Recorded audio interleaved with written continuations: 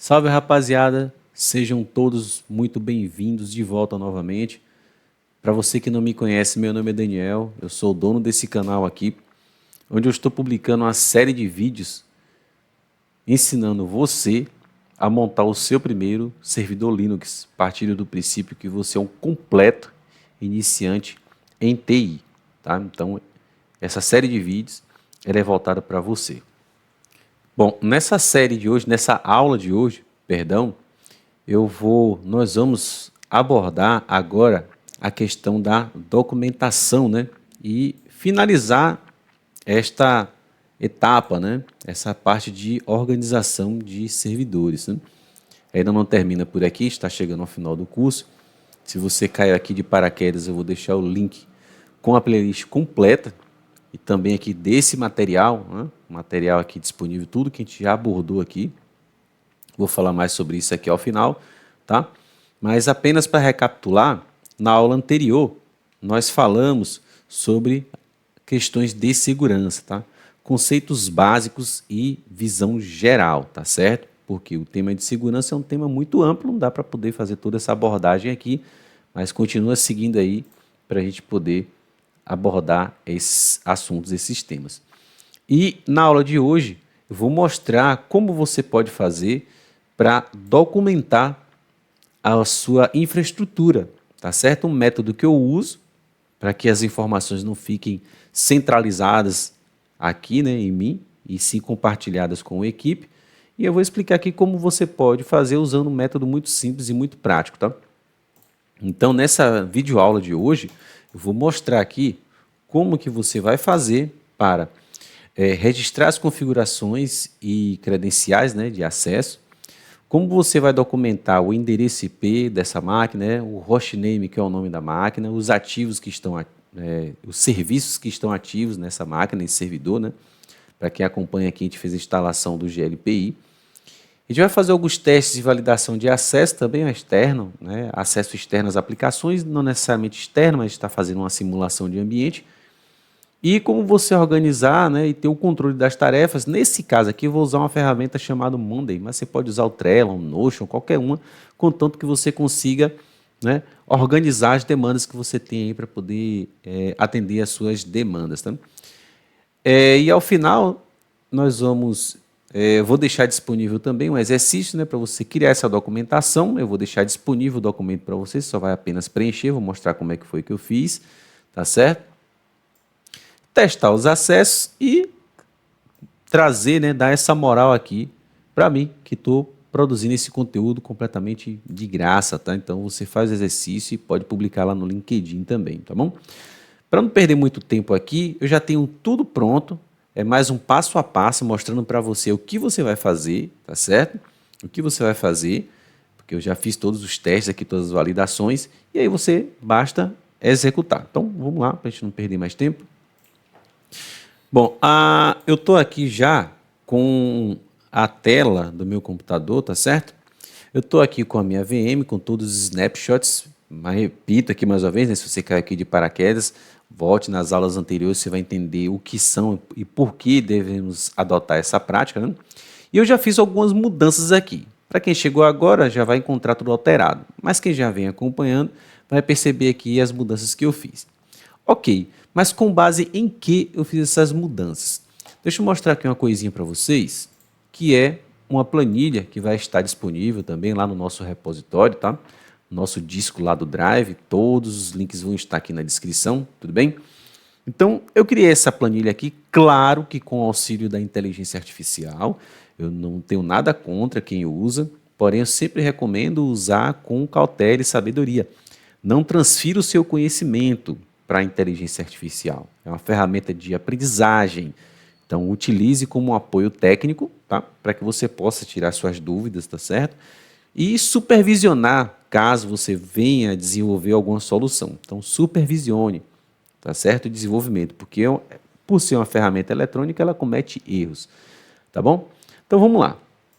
Eu tenho essa planilha aqui e o critério que eu usei para dar nomes, né, atribuir os nomes à infraestrutura, é bem simples, tá bom? Então, eu tenho aqui a legenda dos componentes, a descrição e alguns exemplos. Então, por exemplo, eu tenho aqui o tipo, né, da máquina, certo? Que é o tipo do equipamento, e um exemplo, né, de como seria aí esse tipo. Então, por exemplo, SRV para servidor. Deixa eu ampliar aqui para melhorar a visualização, tá? Então, eu tenho lá SRV para servidor, VM para máquina virtual, PC para desktops, tá bom? Eu tenho aqui, então, os sistemas operacionais. Então, por exemplo, SO, né? O sistema operacional pode ser o Windows, né? Pode ser o Linux, o Ubuntu, o Debian, o próprio Proxmox, que é um hypervisor, tá bom? O hypervisor é um sistema operacional próprio para virtualização. Você já tem um sistema operacional que ele já vem ali com a solução para virtualização, não é como o VirtualBox. Mas, repito, os conceitos aqui adquiridos, você consegue implementar com muita facilidade, entender o funcionamento do Proxmox ou outra ferramenta de virtualização. Atualmente eu venho trabalhando com essa ferramenta aqui, o Proxmox, e a jornada assim, de implementação está sendo muito fácil, tá certo? Então, se eu consigo, você também vai conseguir, e eu partir dos mesmos princípios que eu estou compartilhando com você aqui agora. Então, eu tenho aqui, por exemplo, a localização, né, o setor, né, que é o local onde essa máquina, o servidor está localizado. Então, tem lá ADM, financeiro, tecnologia, RH, logística, né? E eu tenho também aqui um sequencial único, que é uma variação, né, de identificação da máquina, tá bom? Mas aqui embaixo, eu tenho lá a identificação dos host names. Os host names, inclusive, foi uma dúvida que pintou lá no nosso grupo do Telegram, que aqui também vou fazer o convite para você para participar, o link também vai estar na descrição. Se o acesso ao host name, por exemplo, eu tenho aqui o endereço de onde está hospedado o GLPI, né? Se eu chegasse no meu navegador e digitasse lá mesmo, hostname barra GLPI, se ia funcionar. Não, não vai funcionar, porque o hostname é a máquina, né? Essa aqui é a minha máquina, aqui é o host, tá? Então, o localhost é essa máquina. A VM que contém o GLPI também é um host local, né? O localhost. Então, quando eu digito host, localhost, o endereço da ferramenta, da aplicação, ele vai entender que eu estou tentando acessar essa máquina. É por isso que eu tenho que digitar o endereço IP da máquina onde está hospedado a minha aplicação. Então, ele vai apontar para o hostname virtual e vai carregar a página lá, tudo bem? Falaremos mais sobre isso nos próximos vídeos que virão aí no decorrer do desenvolvimento aqui, tá? Então, para dar o nome ao hostname, então eu vou dizer lá, por exemplo, SRV WS22TI01. Então, ó, SRV é um servidor físico, tá certo? Ele não é virtualizado. WS22 vem de Windows Server 2022 e TI, porque ele está no setor de TI, e 001 por ser a primeira máquina, teoricamente falando. Basicamente isso, tá certo? É um critério que eu adotei, mas você pode alterar conforme a sua necessidade, não tem problema nenhum. Deixa eu lhe mostrar como é que funciona isso aqui na prática, vamos lá. Bom, vamos lá. Eu estou aqui com a minha VM já funcionando em execução e ela já está aberta. Eu já fiz essa alteração, tá bom? Eu já fiz essa alteração e vou lhe mostrar como é que faz. Então eu tenho uma VM aqui, tá certo? Que está hospedada, né? Eu tenho lá o GLPI nessa máquina.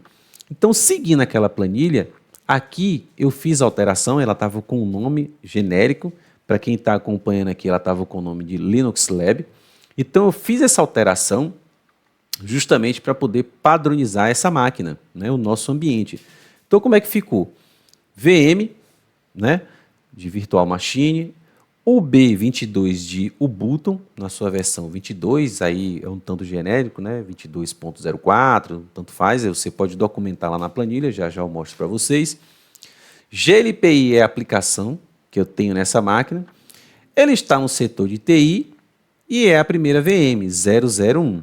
Para fazer essa alteração, com a VM desligada, você vai vir aqui em configurações, tá bom? E aqui, ó, em geral, eu tenho a opção de VM Name. Talvez não apareça e você não consiga visualizar aí, porque essa máquina ela está ligada, mas se ela estiver, quando ela estiver desligada, essa opção aqui vai estar habilitada e aí você faz a alteração. Mas, né, sempre tem um mais e um porém. Deixa eu voltar aqui e vou colocar aqui a tela, né? Vou colocar meu webcam aqui. Cuidado com essa alteração, tá bom? Nossa máquina não tem o DNS ativado. DNS é o recurso, o protocolo que traduz o endereço IP da máquina em nome.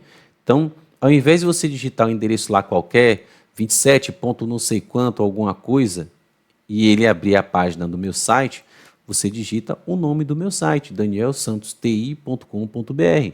Então, o DNS ele faz essa tradução de endereço IP para nome. Se eu tivesse instalado aqui e fizesse essa alteração, era certo que alguma aplicação pudesse quebrar. No nosso caso, como não fizemos isso, então pode trocar, mas com cautela.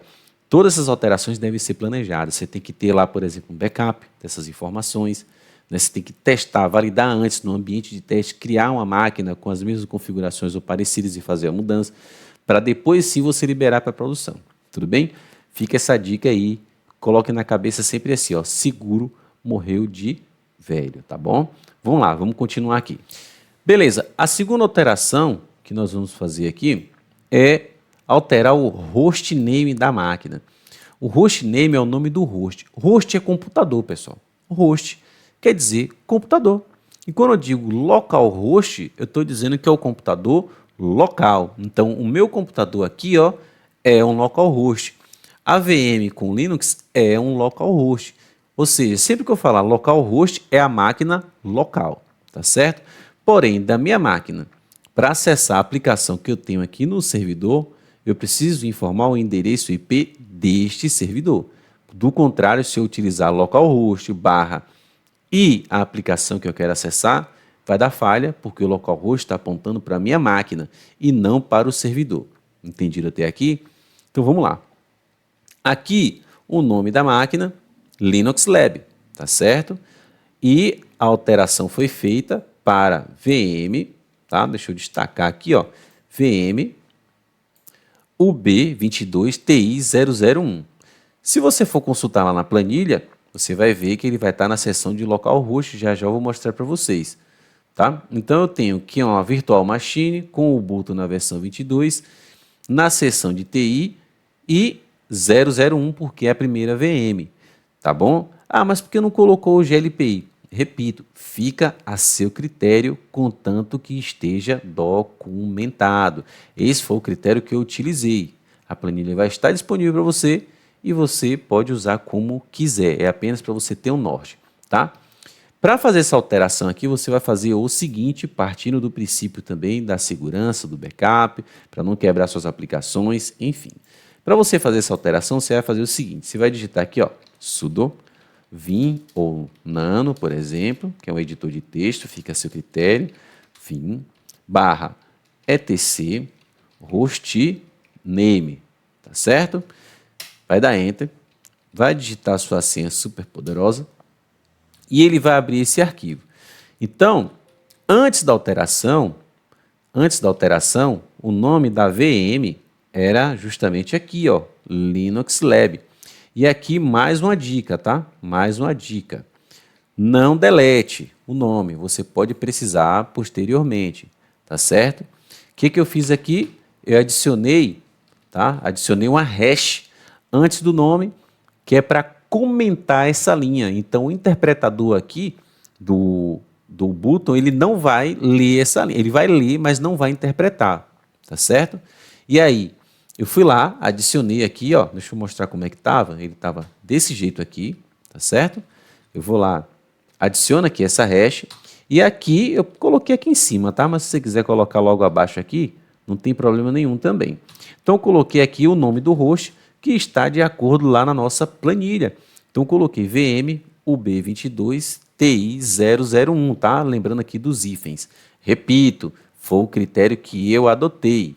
Ah, mas na planilha está com caixa alta, letra maiúscula, aqui está minúsculo. Fica a seu critério. O importante é você ser organizado. Não tem informação centralizada, concentrada em uma pessoa só. Tá bom? E a nível de organização, vai que você atenda clientes. Você precisa saber quem é quem e onde se encontra. Tá bom? Beleza, então é a primeira alteração que você vai fazer. Então você salva e retorna lá para o seu terminal. Ok, mas não para por aí. Outra alteração que você vai fazer também, você vai colocar lá o seu editor de texto favorito, tá certo? O caminho praticamente é o mesmo, só vai mudar o arquivo de configuração.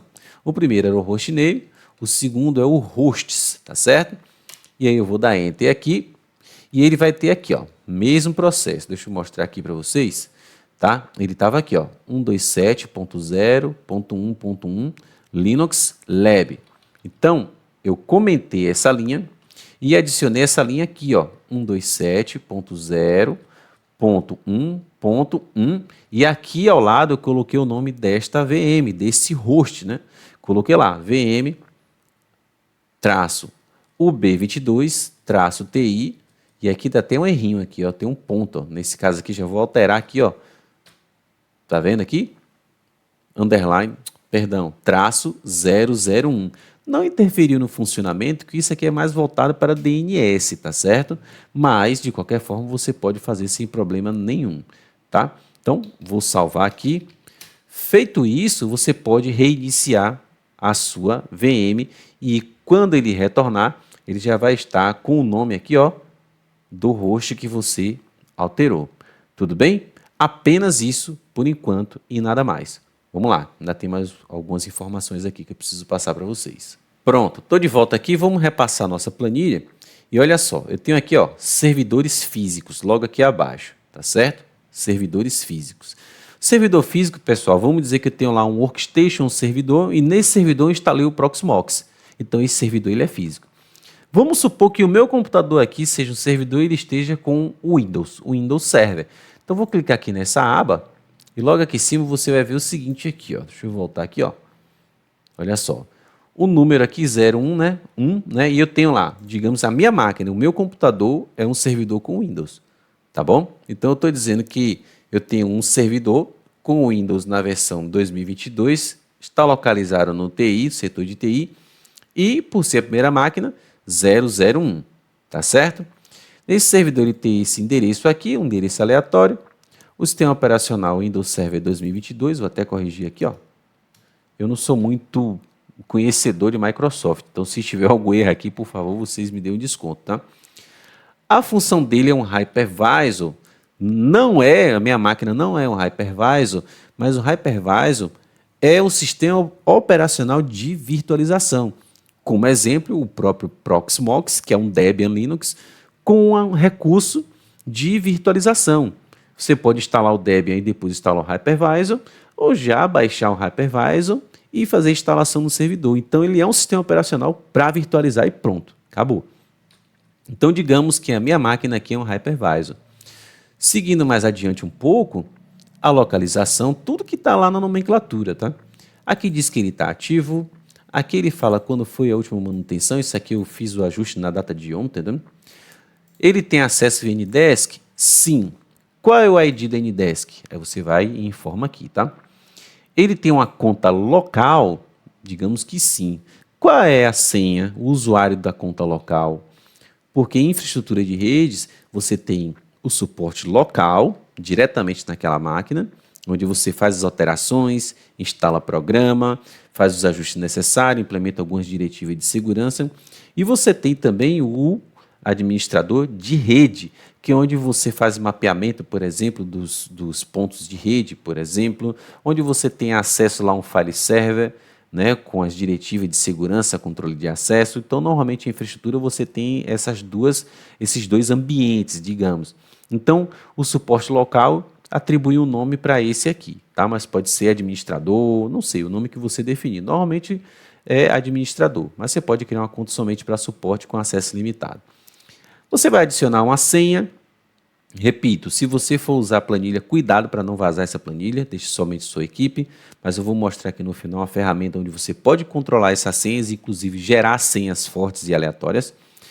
A senha de acesso local, digamos que seja esse aqui, sim. Alguma observação que você queira adicionar. A criticidade, aí você fala assim, um servidor, tudo é crítico. Nem tanto, você pode criar um servidor de testes. Se ele for derrubado, não vai afetar em nada, então a criticidade dele não é alta, né? Você pode subir a aplicação de teste e depois liberar para produção. Tem redundância? Não. O que seria uma redundância? Seria um ambiente de alta disponibilidade. Caso um servidor caia, o outro automaticamente levanta. Existe uma propriedade aí chamada Live Migration, né, que é uma migração de discos em tempo de execução sem downtime. Isso significa que ele transfere de um disco para o outro todas as informações com o sistema funcionando. Inclusive, fiz um teste um dia desse com o próprio Proxmox, onde eu tinha feito a instalação em um disco e deixei reservado lá as informações de backup, porém eu deveria ter apontado para o storage, que era o disco onde deveria estar armazenado todas as informações de backup. Então, por um erro meu, né, ele foi para um disco onde não deveria, e o Proxmox ele tem a opção de você fazer essa migração, e fiz tudo isso com o sistema ligado sem downtime. Então, nesse caso, esse servidor não tem, mas se tivesse, você marcaria aqui sim. Esse servidor hospeda VMs, máquinas virtuais? Sim. Né? Tem backup? Sim, eu tenho. Vai ficar para a próxima aula, onde eu vou lhe mostrar como fazer esse backup e se recuperar de alguma catástrofe, né? O Disaster Recovery, por exemplo. Ok? Vamos lá, porque ainda não para por aqui. Voltando aqui agora, logo abaixo eu tenho uma outra aba chamada Máquinas Virtuais e alguns serviços, tá? Eu vou clicar nela aqui, ó. Vamos subir. E eu tenho aqui, ó, a primeira máquina, eu tenho o nome da VM, que é a VM a VM que nós criamos com o GLPI. Então eu coloquei aqui VM, Ubuntu na sua versão 22, eu posso olhar lá com a versão do Ubuntu e dizer, mas eu vou colocar necessariamente que é 22. Ele hospeda o GLPI, está no setor de TI e é a primeira máquina 001. Esta VM possui um hostname, o sistema operacional que está nessa VM, e ele tem lá, que é uma VM com o Ubuntu 22, está no setor de TI 001. Tudo que tem lá. Qual é o endereço desse servidor? 192.168.035. É um hypervisor? Não, ele é uma VM. Eu tenho um sistema operacional instalado dentro do hypervisor. Então perceba, eu tenho um hypervisor, tá bom? Que é um sistema onde eu crio máquinas virtuais e dentro desse hypervisor, ferramenta de virtualização, eu crio as VMs. Então, ele tem algum sistema ativo, algum serviço? Sim, ele tem aqui o GLPI. Qual é a diferença? O sistema, né, ou a aplicação. O GLPI é uma ferramenta onde você tem a base de dados, onde você tem o controle de chamados, enfim. Um serviço, por exemplo, pode ser um LDAP ou LDAP, que é um serviço que, digamos, que unifica a autenticação de usuários numa rede. Então, eu tenho lá um Active Directory, por exemplo, um Samba com um PDC, o Primary Domain Controller, por exemplo. Tá? Então, apenas com um usuário e senha eu consigo acesso a tudo isso. Então, o LDAP ou LDAP é um serviço, tá bom? O sistema operacional que tem nele lá, olha só, agora tem a descrição, então 2404.4 LTS. Então, veja só que eu já encontrei uma falha aqui, ó, em tempo de execução, porque aqui, ó, eu tenho que ele está na versão 22 e não é, então já posso corrigir. Vou colocar aqui, ó, 24. A mesma coisa aqui, ó, digamos, ó, vou colocar aqui também 24, tá certo? Tá? E aí, ó, vamos seguir aqui mais à frente, tá? Última manutenção. Então, vou colocar aqui a data de hoje, porque foi a manutenção, eu tive que alterar o nome, tá certo? Localizado no setor de TI, ativo. Tem acesso a NDesk? Não, o acesso aqui é via SSH, não se aplica. A conta de admin local eu coloquei Daniel.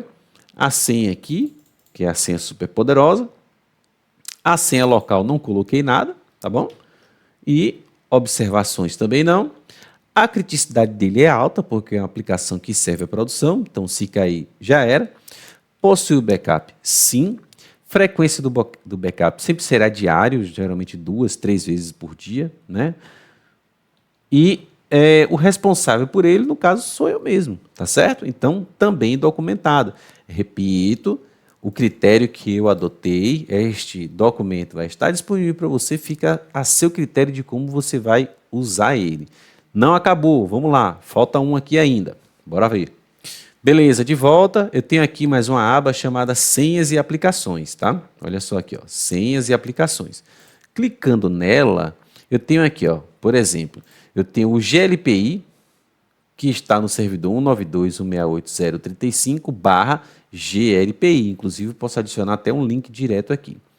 O tipo da aplicação é web.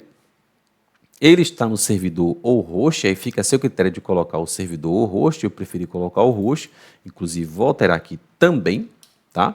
Mesma coisa aqui, ó, alterar aqui também, tá bom? beleza? Não tem porta de acesso, a porta padrão dele, que ele já foi configurado. Ele tem um serviço de banco de dados? Sim, ele precisa do banco de dados.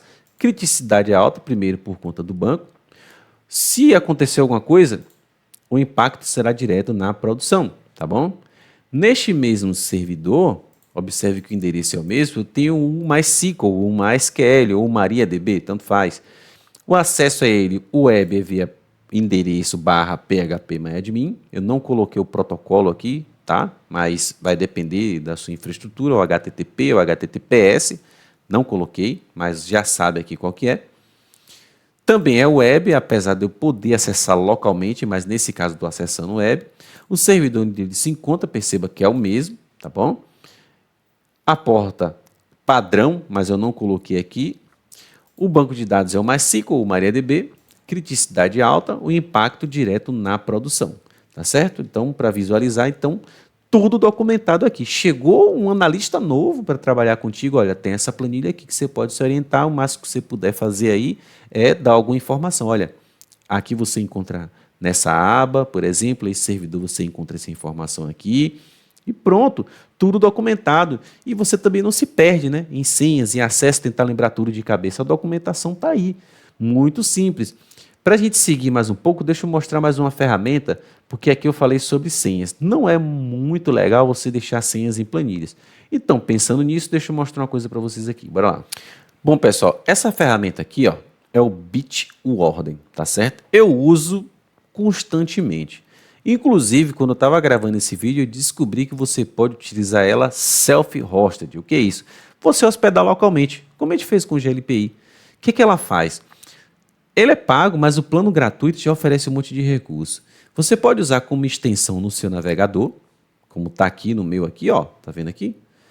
Tá bom? Tá aqui, né? Você entra com o seu login e senha cadastrado, ou você pode fazer o download da ferramenta para sua máquina. O que ele faz? Você vai lá, cria o que a gente chama de vaults, né, ou cofre. Então vou colocar ali servidores, por exemplo, e dentro desse cofre você informa lá o nome do aplicativo, o endereço, e ele tem um recurso de gerador de senha. Eu vou mostrar aqui, mas faça o teste, faça o download lá, e você vai ver que esse recurso é muito bom. Você não vai ficar criando uma senha para tudo, e as senhas são robustas. E aí o que você faz? Você cria um usuário e compartilha esse usuário com o seu assistente, o seu companheiro de equipe. O trabalho vai ser ter cuidado de não perder essa senha, tá bom? Porque quem tiver acesso. Então, você vai lá e ele tem a opção de gerador de senhas, onde você determina o comprimento da senha, por exemplo, tem aqui 18 caracteres, se ele vai conter letra maiúsculas, minúsculas, numeração e também você pode adicionar caracteres especiais. Depois de gerar, você clica aqui para copiar essa senha, vai lá e atribui ao seu serviço ou aplicação. Só isso, mais nada. Veja só, eu estou aqui agora precisando acessar o servidor de banco de dados e eu não lembro da senha. Não está na planilha. O que eu faço? Vou lá no Bitwarden, pesquiso a senha e pronto, está tudo simples. Tudo feito e maravilhosamente bem, com segurança, com organização. Tá certo? O trabalho não foca só na questão técnica, foque também na questão de organização. E falando nisso, quando a gente fala de organização e equipe, a gente fala de colaboração. Então, tem uma ferramenta que eu vou apresentar para vocês aqui, mas pode ser qualquer uma delas, tá bom?